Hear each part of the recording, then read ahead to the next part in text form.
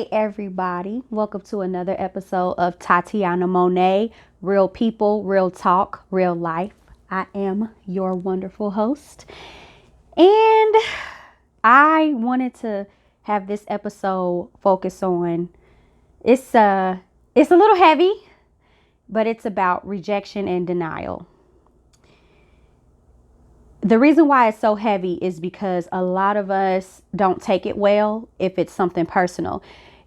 Granted, yes, with jobs too, but when it's almost back to back rejection, you get a no more often than you do a yes, or a yes is like a far and distant future outcome.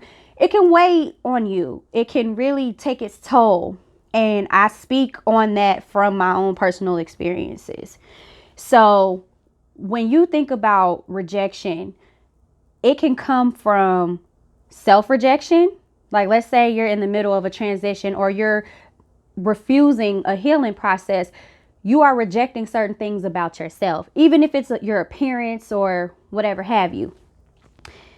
That self-sabotaging behavior can be very crucial, very detrimental to how you maintain yourself every day, to your mindset, to how you self-govern and how you self-regulate, how you emotionally regulate, And when you reject yourself, and the reason why I'm starting with self first is because if you don't have acceptance within yourself, anything else outside of you is obsolete.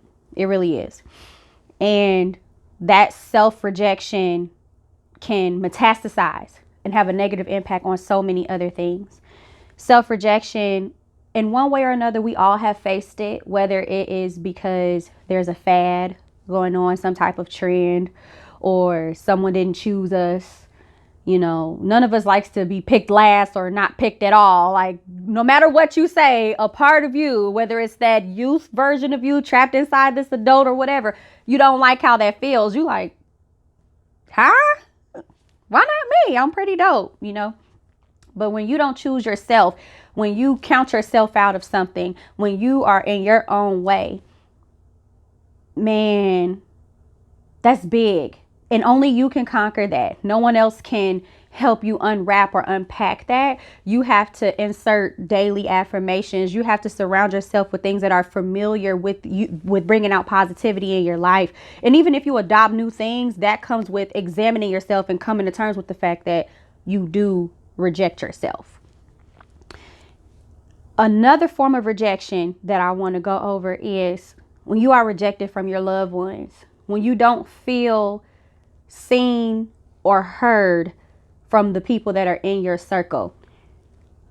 Part of you is an extension of your circle and vice versa. So when you don't feel accepted, when you don't feel like you can just be unapologetically you start to lessen yourself. You start to silence your voice. You start to take steps back and fade out in one aspect or another.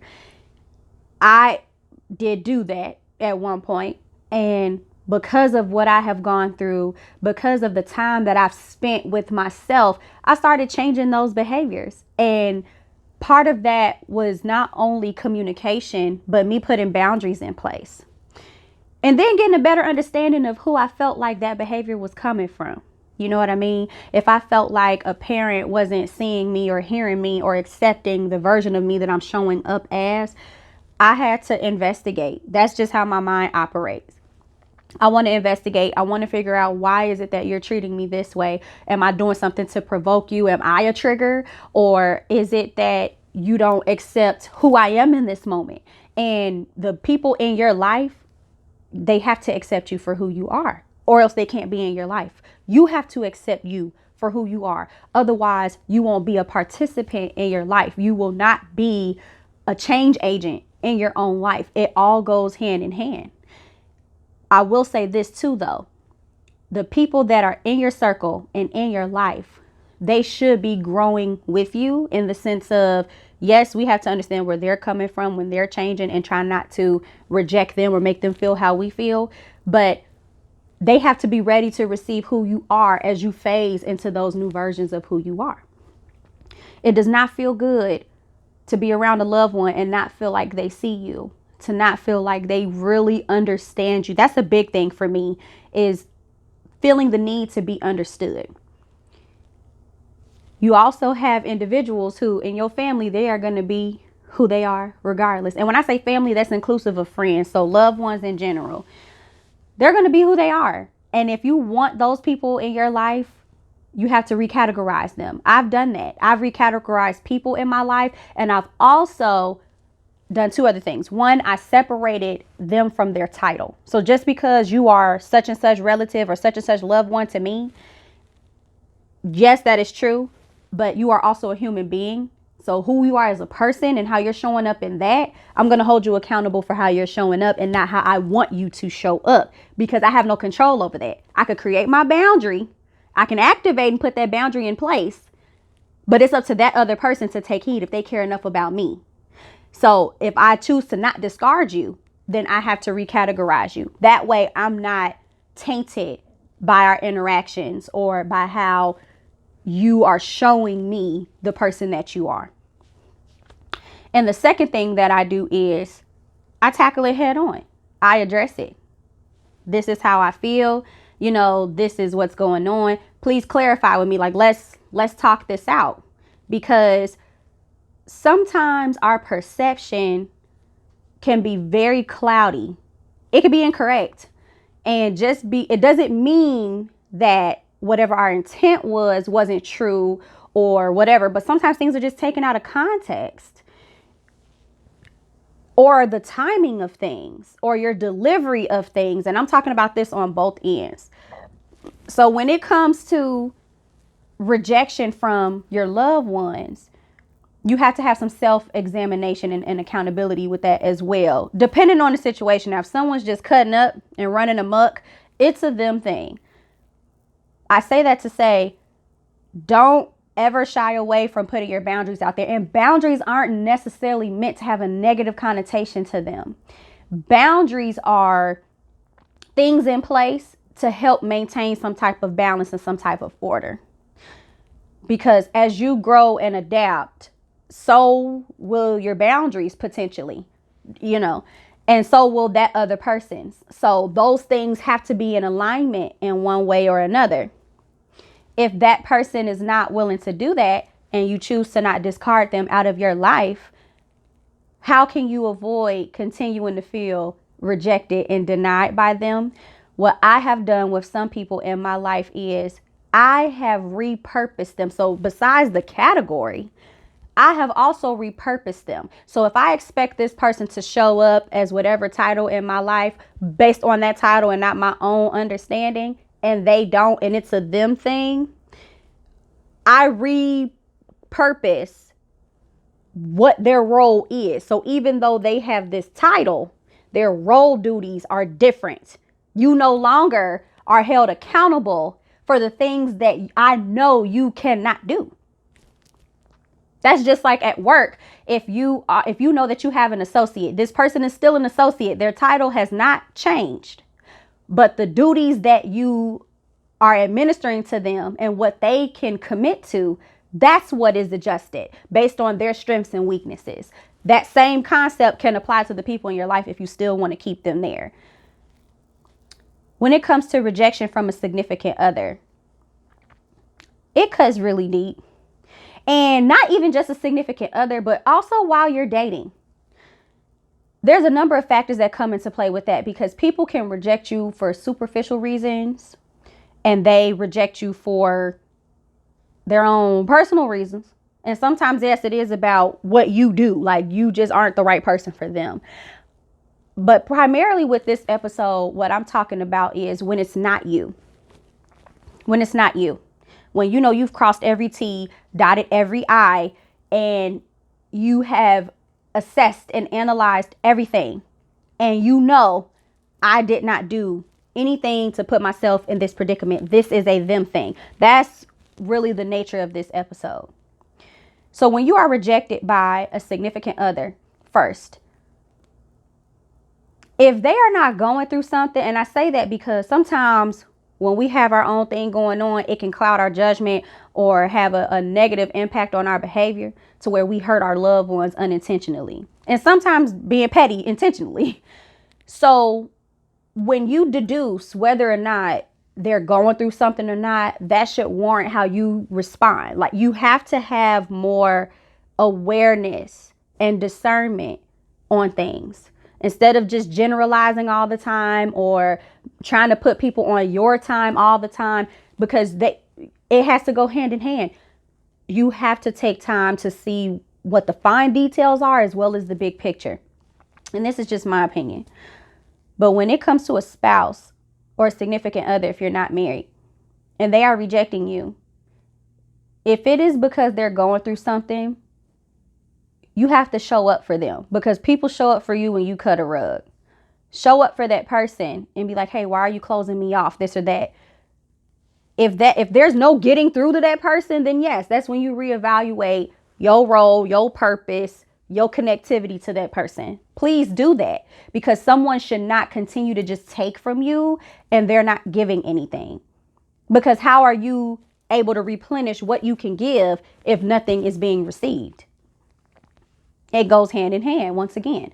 Now, when it comes to being rejected from a person that you're dating, sometimes it's easy to write off, right? Because people have their preferences. But when a preference is coming off as discrimination, it can really make you activate that self-saboteur. Like, for instance, colorism. I've been rejected from colorism, based on colorism, I should say. You know, dudes would be like, oh, well, you cute for a dark-skinned girl. Or I'm like, this does not mean that I need acceptance from them. I'm just offended by the rejection, because it's like, I have no control over that. And there's nothing wrong. Like, don't cast me aside because of my color when there's nothing wrong with my color. If you have a preference, that's one thing, but don't bring it to me. Keep that type of stuff to yourself. Like, oh, you're cute for a short girl. Like, short girls can't be cute. Or you're cute for a darker skinned girl. Like, dark skinned women cannot be cute. Don't do that. Don't do that, because men are so tough on women for the preferences that we tend to have, you know, like about height or below the deck packages and, you know, just making sure that you have some type of livelihood foundation. We understand that y'all have y'all preferences too. That doesn't mean that women are right in how sometimes we express those preferences, because if they come off discriminatory, yes, hold us accountable for that too. That's not fair. It's not right. A person shouldn't have to feel bad that you don't choose them because of how you delivered that information. You could just say, no, I'm not interested. Now, if a person is asking why, okay, now you done brought it on yourself, you know, to to know where that person is coming from. But to just lead off with something like that, like if you don't prefer people of a certain weight and that person is propositioning themselves to you, thank you so much. And I do appreciate you giving me this type of attention, but I'm not interested. But if you want to get to know me like as a friend or something like that, I'm definitely open to that. You don't have to explain certain things. You don't have to. And if you want to explain things that are hurtful, but they're unnecessary to explain, you really got to look at yourself with that. Why are you willing to hurt people? For no reason. Like, just because they're showing you some type of affection or attention or whatever. You know what I mean? Like, why would you do that? I don't care to understand that either. That's something between you, your therapist, or your psychiatrist. Again, when it comes to rejection or denial, we already know, and I won't repeat it again for the rest of this video, you always have an option to just not care or to write it off. Noted. Okay. I want the focus on this to be when that is not the option that's taken. So when you are denied or rejected from people that you're interested in dating, sometimes you take that on.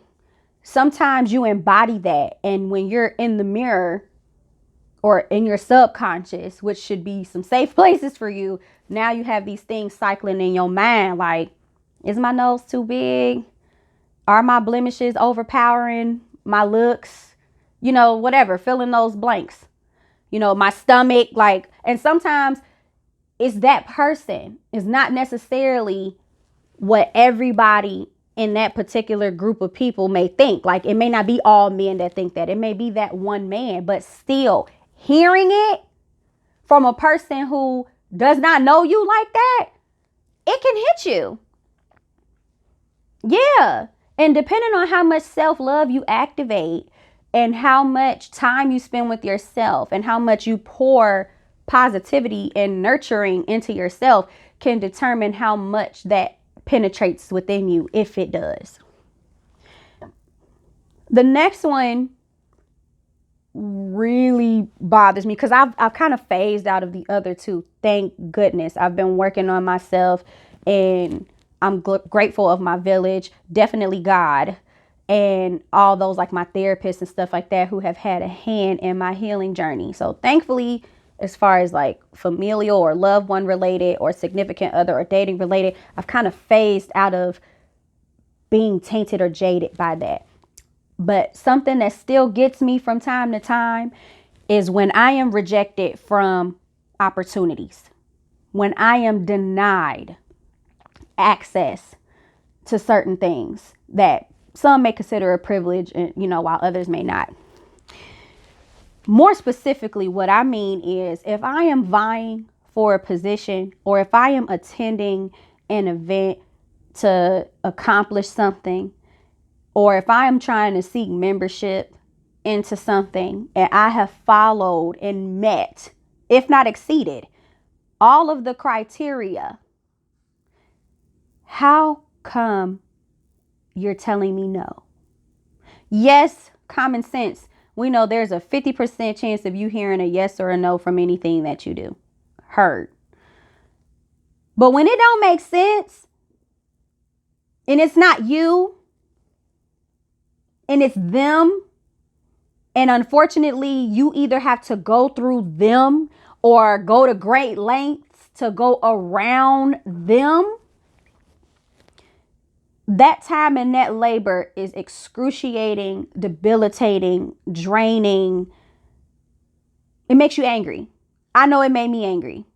You know, I was in college and there was an organization that I was trying to be a part of. They denied me twice. Broke my little collegiate heart. But when I'm looking at everything, I'm like, I submitted such and such on time. I got my references. My GPA is in alignment. I'm a part of organizations with leadership positions. And I'm like, what? Are you kidding me? I am an asset. So it's not just I'm looking for something for y'all. I know I can give you guys something as well. This is going to be a mutualistic benefiting relationship. Why aren't you picking me? Recurrently, routinely not picking me. I don't understand that. Another situation, I was in high school and I won't say this teacher's name only because I don't want to give him no more height, light, or energy or none of that. I don't care to.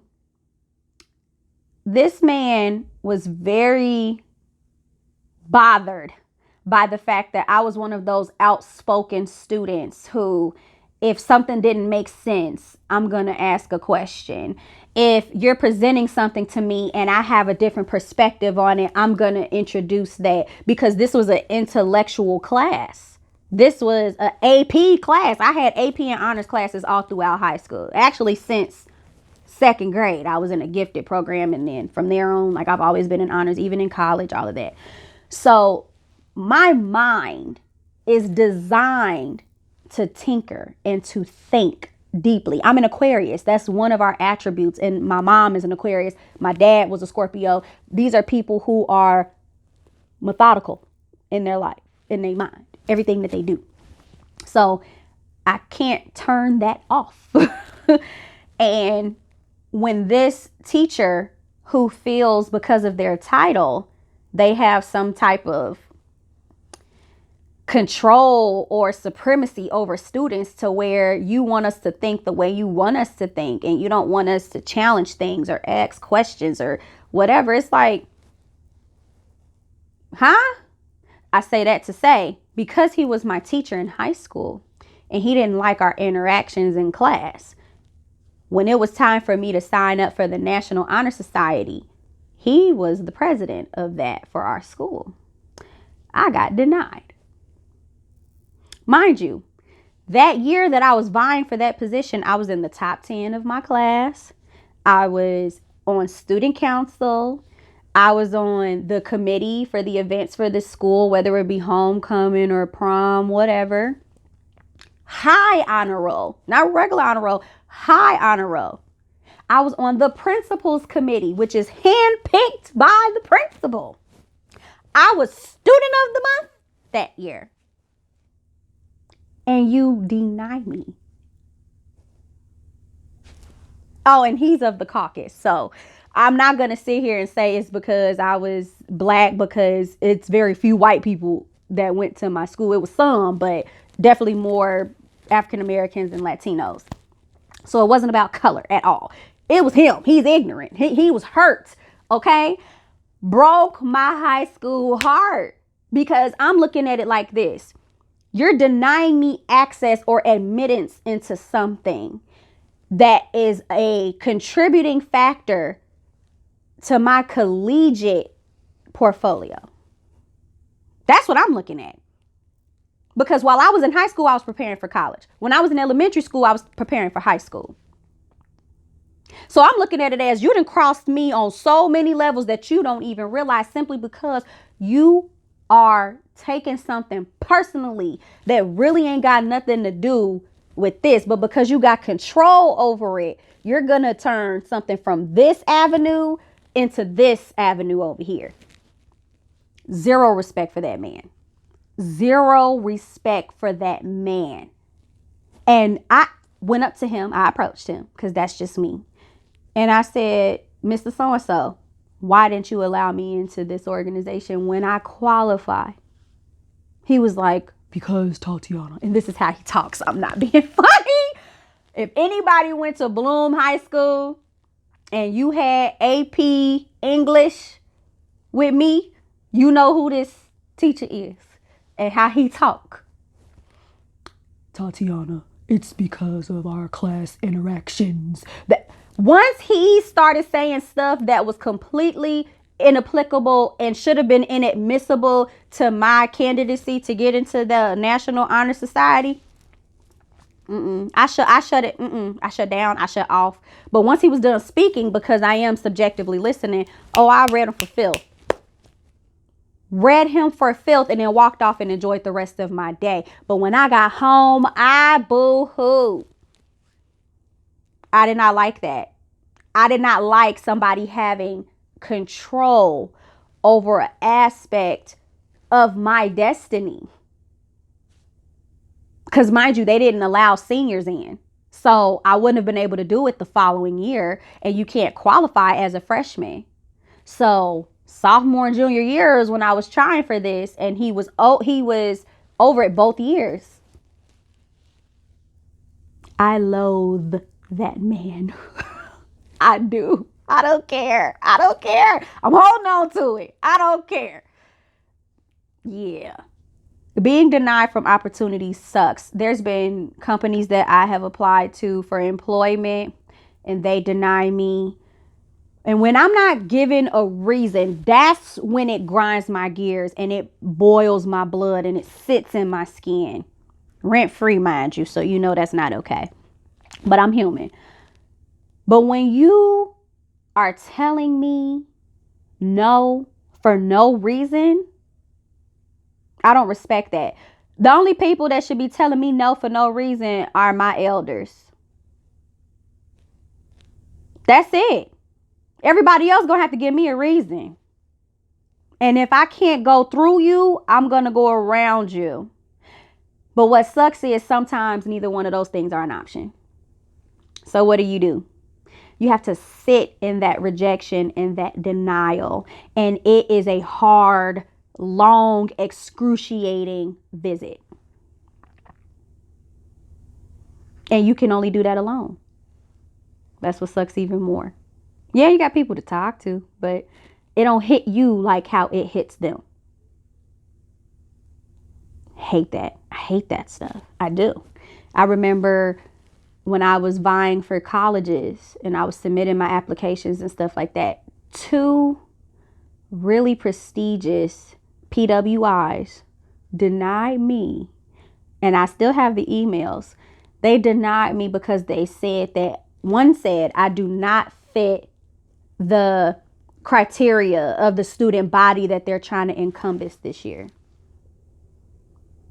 Mind you, they ask you to submit a photo of yourself. Now, I don't know what they're doing nowadays, but back in like 08, 09, when I had to submit these collegiate applications so that I could start in the fall of 2010, they gonna say, I do not fit the criteria of the student body that they're trying to encompass this year. When I met the GPA requirement, my letters of recommendation were dope. When I tell you, from superintendents, judges, everything, community service, I graduated number 3 in my class, and I was only 3rd by a 10th of a decimal point.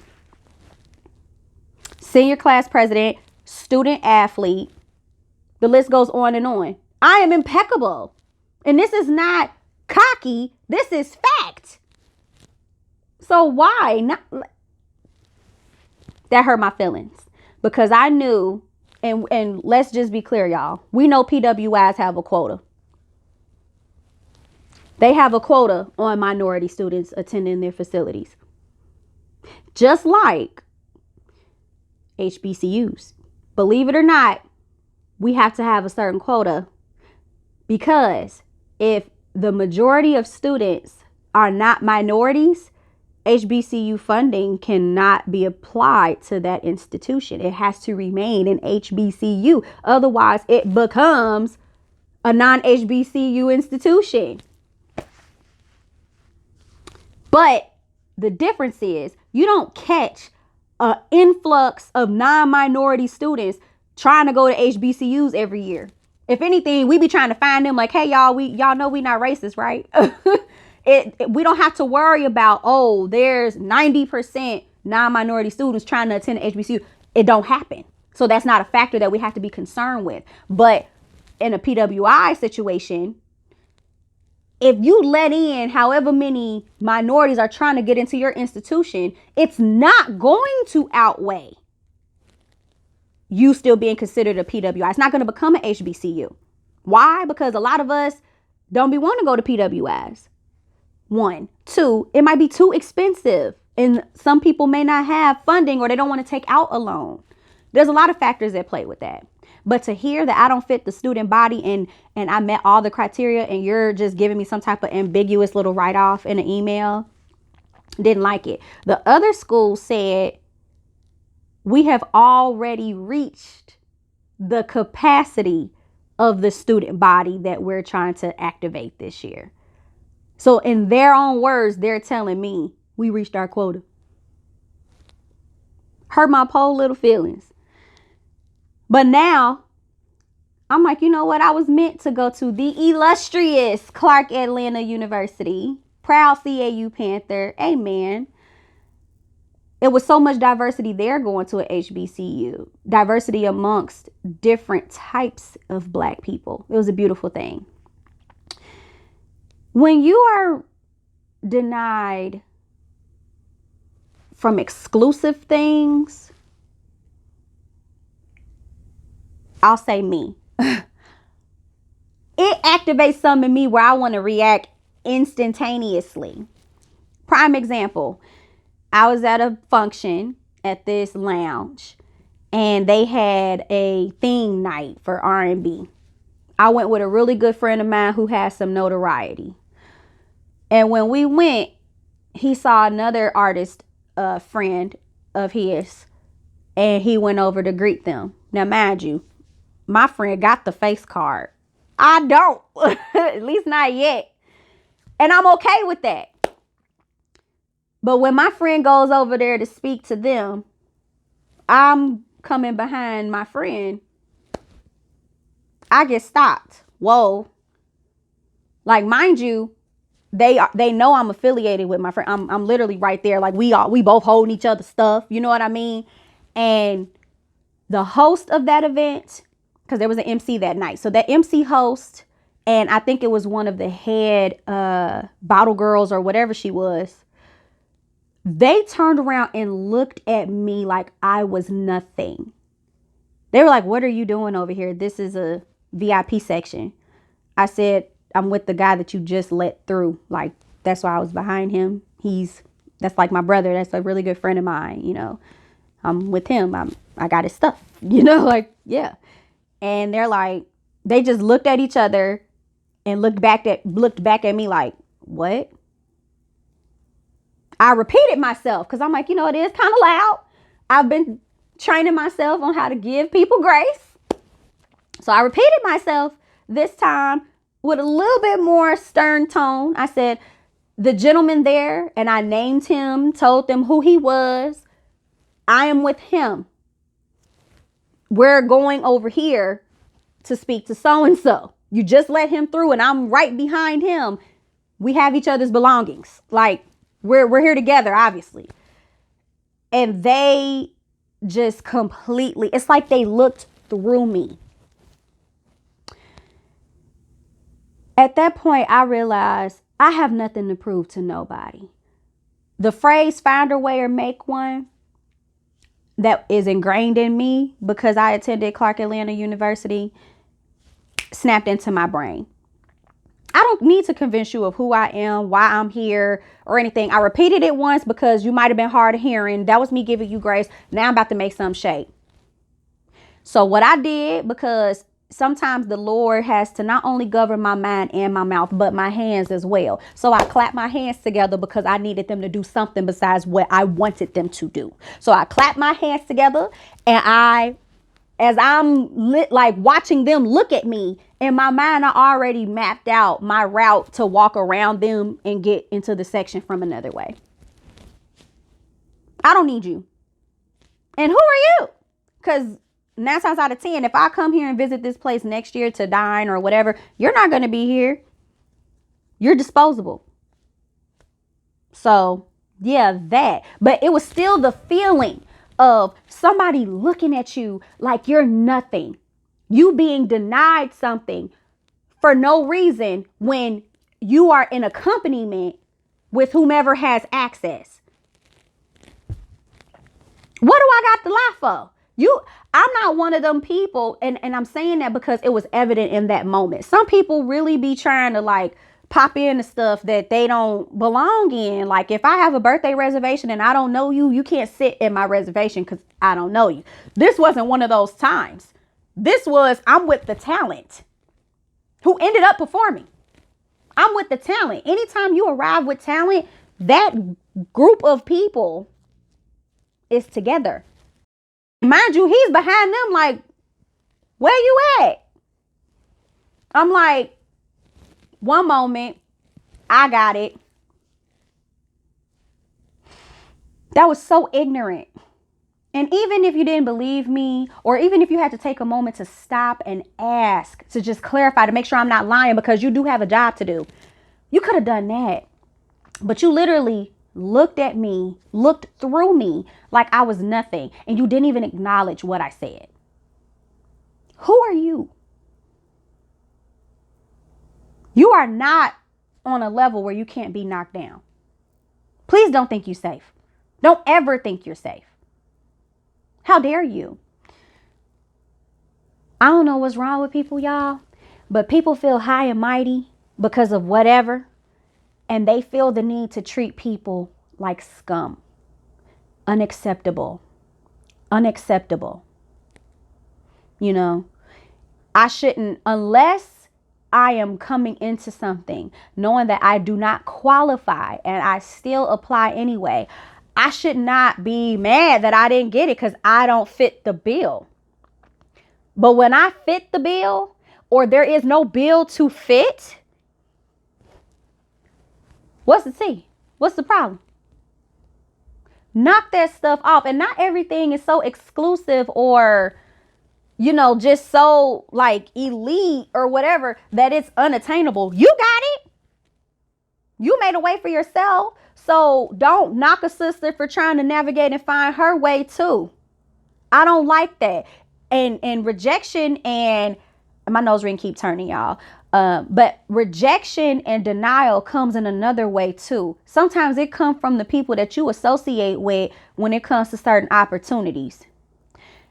When you are friends with people at a certain stage of their life and then they advance to another stage of their life, now all of a sudden they don't see you.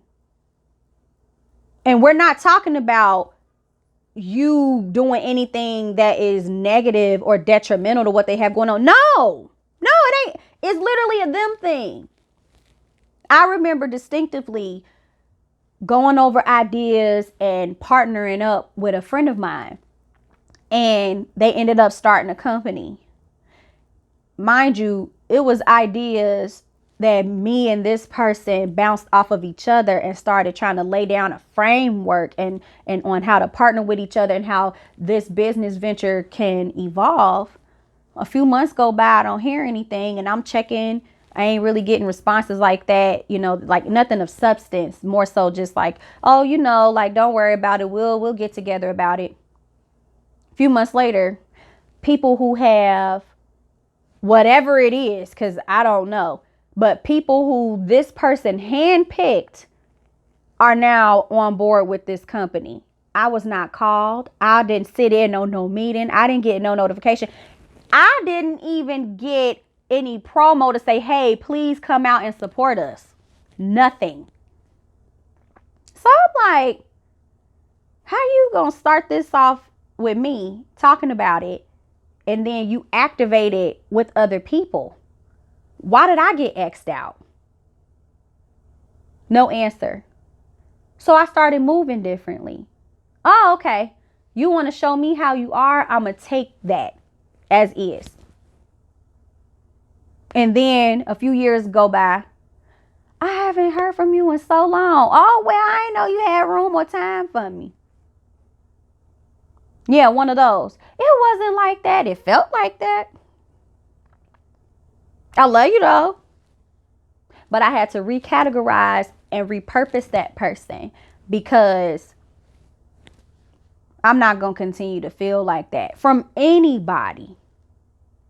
If you only want me in the beginning, but not for the rise of something successful, why would you even come to me? No way. To pick my brain because I'm coming through with some dope ideas. Anybody who has ever collabed with me or consulted with me on some type of venture or idea, you see how I move. You see how I work. I'm spitting out viable bits of information that you instantly can turn into something or figure out how to monetize. How I conceptualize things from an objective point of view, it's uncanny. That's a skill set of mine. But what you not gonna do, how my grandma say, you ain't finna be pimping me. Stop pimping me. So, yeah. Now, the last phase of this about rejection and denial comes from when something happens right in your face, where you feel like people are playing in your face with something that matters to you so much. One example that I want to start out with is I had a pop-up shop recently, and it was a great event. Don't get me wrong. I loved the whole theme, the vibe, everything. I went around to the attendees and I let them know, hey, my table's over here. Please come by and see me. I have some custom artwork and some natural and organic body care. My business is a blend of art and wellness. So if you want to stop by my table, I would love to have you if you have any questions. Boom. When it's your own people rejecting you, we are so quick to buy labels that are non-minority made for whatever that does, status, recognition, whatever. But when it's our own and we're offering something legit, like I have legit products. I research them, how I package them. I adapt that over time. Like you could tell I really care about my stuff. And there is no buy-in. It takes for somebody who you're nosy about what they do. You allow other people to tell you what to buy. How? Like it's one thing to see an ad or something like that, but when you, and it is a mindset that a lot of us in the African American community tends to adopt.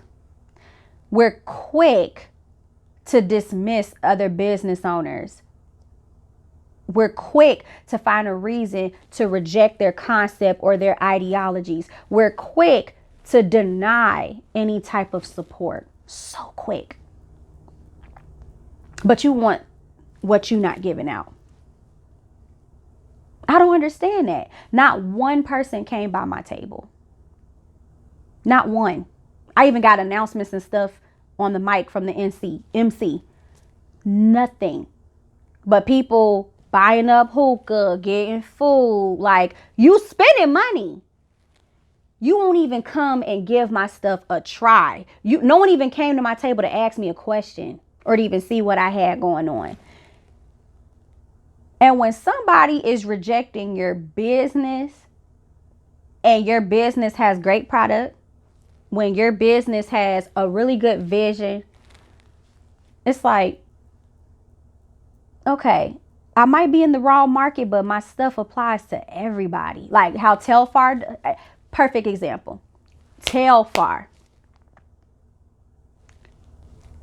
Their stuff is meant for the masses.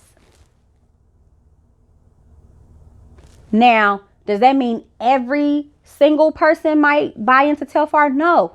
But it is meant for anyone. May not be for everyone, but it could be for anyone. Same thing with my business. I will say this though. It took a minute because I think he'd been in business since 2005. The buzz didn't come until like right around COVID, maybe a year or whatever before COVID, especially when Beyonce posted that she carried it or something like that. So I get it. Sometimes influencers have to put something in your face for you to think that it has merit to it, even though it already had the merit. But just to see a community of our own choose to back down from supporting people, kind of like what did J. Cole say in that All My Life song with him and I think it's Young Dirt? He said something along the lines of, when Lil Buddy died, don't try to post him now when you weren't rocking with him when he was alive to give him his flowers. It's the same thing. Another example. I was I was going to work the guest services at this event, and there was another person there who was going to be a vendor. And I asked her for some change. And she looked at me like, you need to ask the other people working the event for the change. I don't feel comfortable with you asking me. I feel comfortable with you asking them. At this point, we're on the same team because we each are working an avenue of this event. Okay. One of us, she's black. But then when the event starts, she walks up to me as I'm talking to someone else and like, hey, y'all, I got a table open. I got the edibles. I got, whatever. Like she got food and ganja related stuff because that was her niche, however you want to pronounce it. I reciprocated. The same thing she gave me, I gave her. Attitude and a facial expression. And I'm not good at poker faces at all. So she definitely saw what I had to send. No, absolutely not. No. No, I'm really good at giving you what you give me. I'm so good at that. No, ma'am. How dare you deny me something and then turn around and act, ooh, that's ghetto. That's so ignorant. But it wasn't going to get far. Nah. No support for me. And I'm not mad about that. Like, sometimes being petty is not the answer, but sometimes it is. Sometimes you have to pull a them on them. That's how people learn from stuff, pulling a them on them.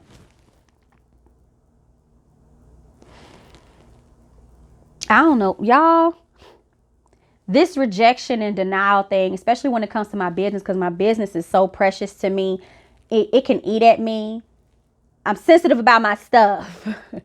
And so when people reject it but have no factual premise, it's just like, it's like, well, how can I overcome that objection? How can I, showcase the features and the benefits for you to buy into what I got going on?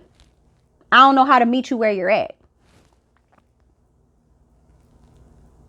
That's the same with everything. When people don't give you that why, and I'm a why person, at least for right now. Maybe that's something I'll grow out of in the future, but I'm a big why person. Why didn't this work out? I'm a closure type of person. I need to close the door, tie the loose end type of person. And it sucks when I can't get it. But what I'm learning about the gray area of decision and relation is you're not going to always have an answer. You're not going to always have closure. You're not going to always have an understanding. You're not going to always feel comfortable. And that's just what it is. Nobody likes to be rejected. Some people don't particularly care, but it's not something you prefer. I will say this though. As I am more comfortable with reflecting after something bad or unfavorable, I'll say that, how something unfavorable happens when I've been denied or rejected. What I then do is, like, I've applied for a slew of jobs lately, right? I mean, just period. I've been doing this for over a year, but I've applied for a slew of jobs. And what has been my go-to mindset as of late, and I'm super proud of myself because I wasn't always that person, I will look at a rejection or a denial from this employer and be like, okay, cool. That's one more step closer to my yes. It's not a delusion. It's my perception. Instead of me taking this as a defeat, I'm looking at it as this is one less barrier for me on my journey getting to my destination. That brings me joy to know, one, I have an answer, and two, it's evident of my progress. I have motion. Because had I not tried, I wouldn't have known what the answer would have been. So not only is there not any regret, there really is no loss. If a company don't want me, that's their loss.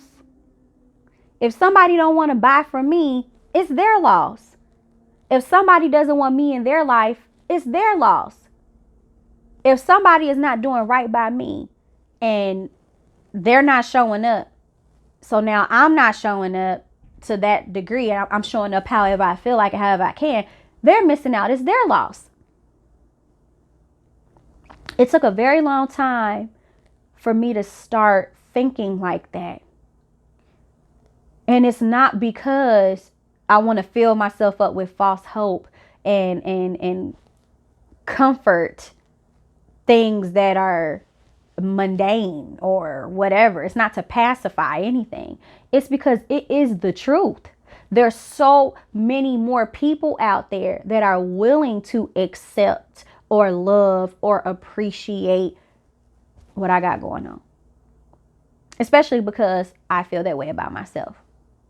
Because I accept myself, because I receive myself, and because I know I am accepted and received by my God, the rejection and denials from any and everybody else and any and everything else outside of that, It's so obsolete.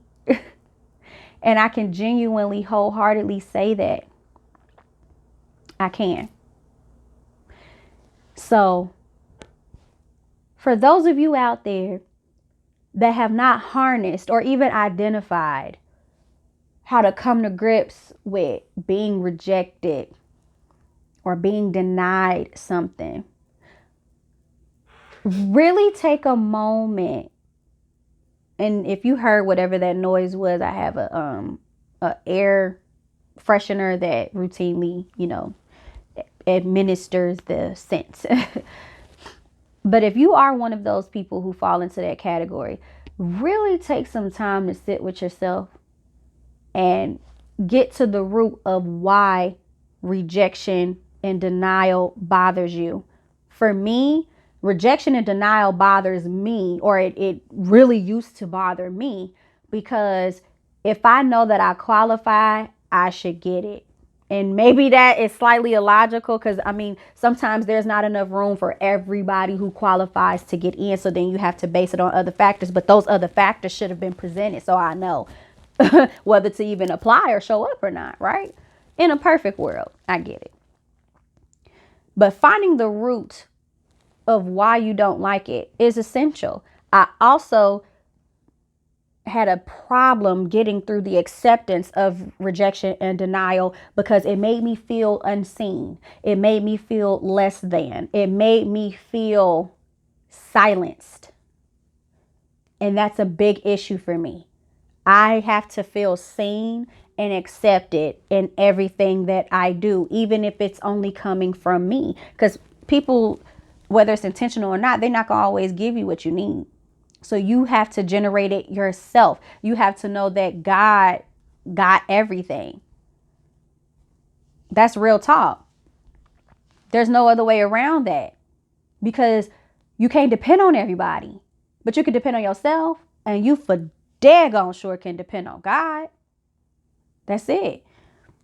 And you have to graduate to that mindset to where it is what do they call it? A reflex, a mental reflex. Your go-to decisioning, that resting place. You have to do that.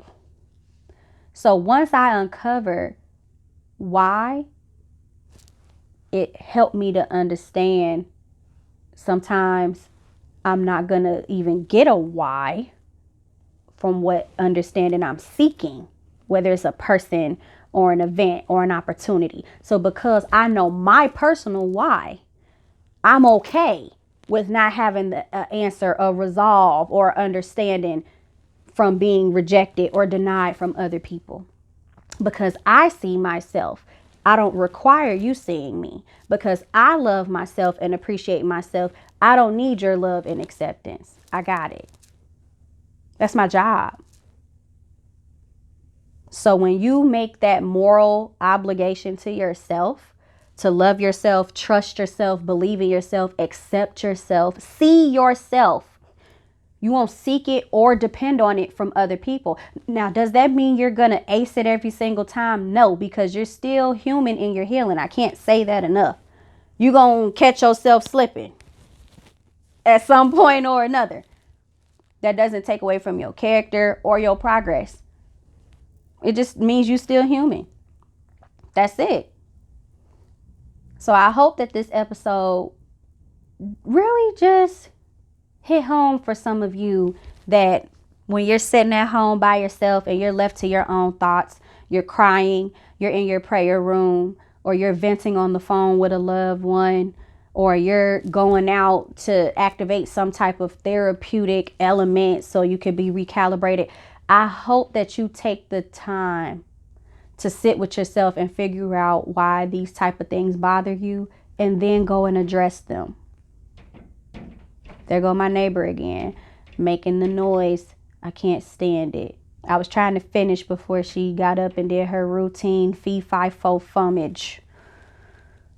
But anyway, yeah, sit with yourself, analyze yourself, work on yourself, answer things for yourself, because you're not going to always have that answer or understanding or closure provided to you. and that's okay too. Rejection and denial are necessary for you to get to avenues of success. Because if you obtained everything all the time, then how could you differentiate what's really meant for you to have or for you to pour into, or what's really for you, whether you realize you knew you needed to have it or not? And it also builds character. When you have earned something, it hits you different. You defend it, you protect it, you nurture it. You always find ways to enhance it. Things that you get on a whim, you don't care whether it comes or goes. So having that distinction is also necessary, and that comes from certain levels of rejection and denial. Now, when this rejection and denial is completely unwarranted, then you have to ask yourself, whomever this is coming from, are they of value to you? Are they of service? If not, bye. But if they have some type of merit, some type of, essential element to your life, then figure out how you may need to recalibrate them. Figure out how you may need to recategorize or redefine their purpose in your life. That way you're okay with whatever they bringing, because you don't really need it.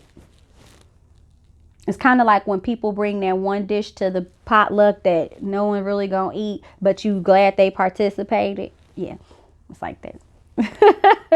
Had to throw a little food in there, you know how I am. But that concludes my episode for this week. I really appreciate you guys tuning in and rocking with me.